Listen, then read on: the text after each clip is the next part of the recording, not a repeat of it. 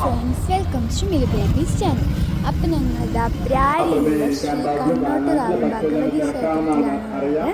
അപ്പോൾ അവിടെ ഉത്സവങ്ങളൊക്കെ കുറച്ച് ദിവസമായി നടന്നുകൊണ്ടിരിക്കുകയാണ്. കുറേ കടകളൊക്കെ ഉണ്ട്.